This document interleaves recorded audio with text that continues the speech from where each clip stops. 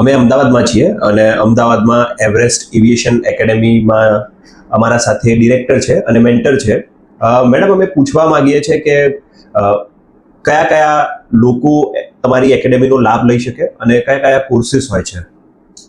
Okay, 12 pass વિદ્યાર્થીઓ generally જોડાતા હોય છે અને જે છોકરાઓ કોલેજ અત્યારે ચાલુ હોય છે, જેમ કે અત્યારે બધા સ્ટુડન્ટ્સને એક્ટિવિટીઝમાં વધારે ઇન્ટરેસ્ટ હોય છે. કોલેજ તો એકેડેમિક જરૂરી છે, પણ સાથે સાથે પ્રોફેશનલ સ્કિલ પણ એટલું જ ઇમ્પોર્ટન્ટ છે. આજના ટાઈમમાં ખાલી કોલેજ ઇનફ નથી.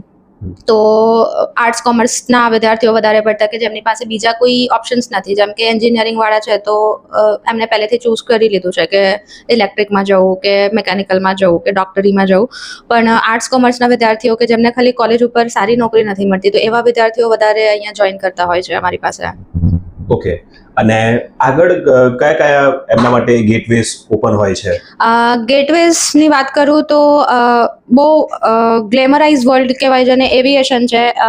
એના સિવાય ટ્રાવેલ અને ટુરિઝમ અમે અહીંયા ટ્રેનિંગ આપીએ છીએ. લોજિસ્ટિક, જેને કે ઇકોનોમીનું બેકબોન કહેવાય, એવી સારી સારી ઇન્ડસ્ટ્રીઝ છે જેમાં કોઈ ટેકનિકલ નોલેજ વગર કે કોઈ સારા એવા ડિગ્રીની જરૂર નથી હોતી. ખાલી શોર્ટ ટર્મના કોર્સીસમાં ઇનફ હોય છે એન્ટ્રી લેવલની જોબ માટે, જેનું અમે અહીંયાથી ગાઈડન્સ, ટ્રેનિંગ અને પ્લેસમેન્ટ આપીએ છીએ. ઓકે, એટલે 12th સ્ટાન્ડર્ડ જેને પાસ કર્યું હોય એ બધા અહીંયા એનરોલ થઈ શકે છે? યસ, મિનિમમ 12th પાસ જોઈએ. પછી આગળ ગ્રેજ્યુએશન કરતા હોય અથવા તો ગ્રેજ્યુએશન પતી ગયું હોય તો એવા સ્ટુડન્ટ્સ પણ જોઈન કરતા હોય છે. ઇવન અપસ્કિલિંગ માટે ઘણા બધા સ્ટુડન્ટ્સ જોઈન કરતા હોય છે કે 2-4 વર્ષ આમ તેમ કે જોબ કરી પણ સ્ટેબિલિટીઝ નથી, ગ્રોથ નથી. તો આની અંદર જે એજ લિમિટેશન છે એ 27 યર્સ હોય છે એવિએશનના અંદર, અને લોજિસ્ટિક અને ટુરિઝમના અંદર 30 યર્સ સુધી હોય છે. ઓકે.